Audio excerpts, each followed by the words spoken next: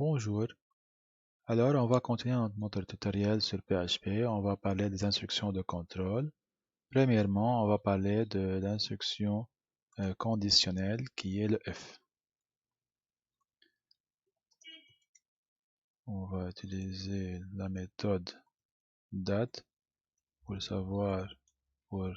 récupérer l'heure. Et on va l'afficher, bien sûr avec un break. Et if. L'instruction if contient une condition. Ça veut dire, si le $h est inférieur à 8, il va exécuter ce qui vient après.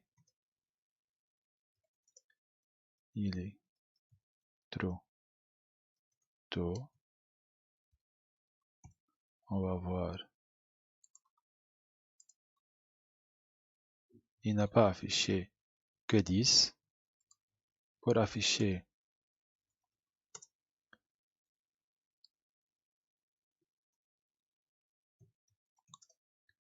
c'est l'après-midi.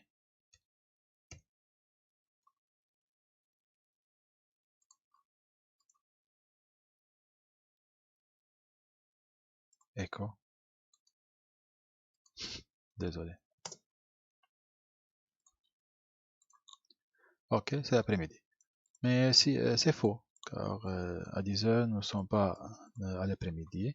Pour cela, on peut mettre une condition qui est else if, ici, pour dire si h est inférieur à 12, nous sommes toujours le matin.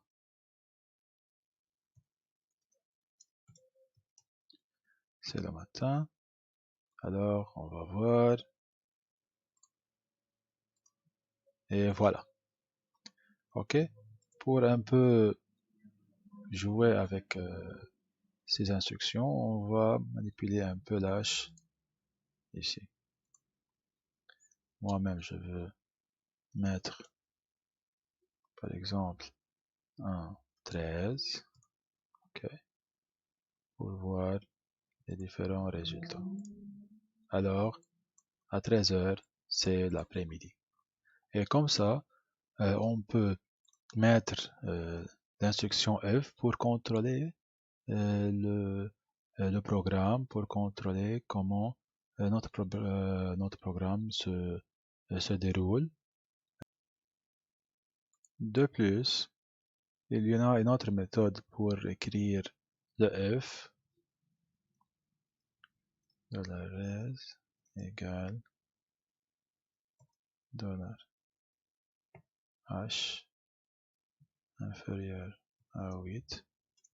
Si c'est vrai, je veux le res, il est très tôt.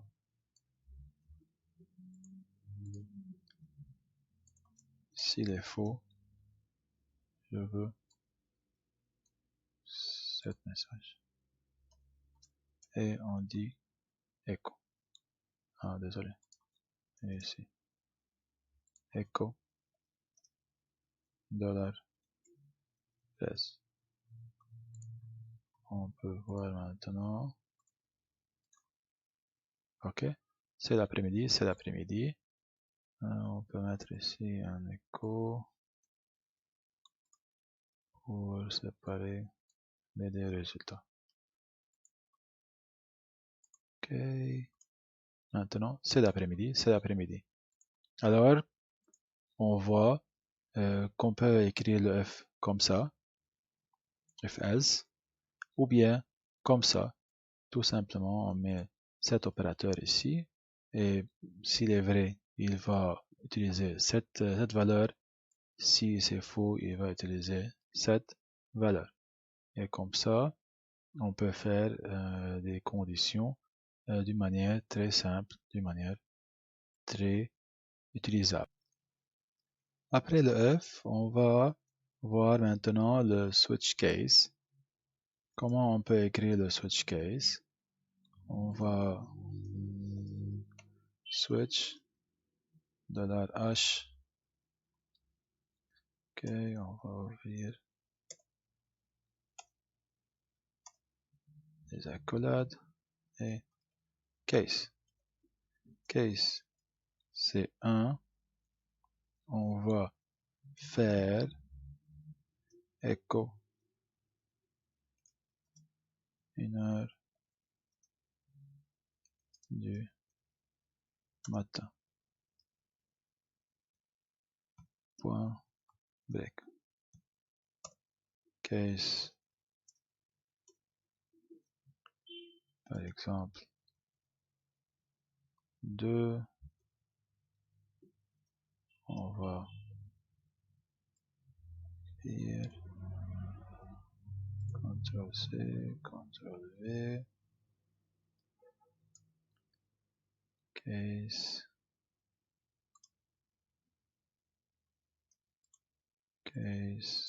C,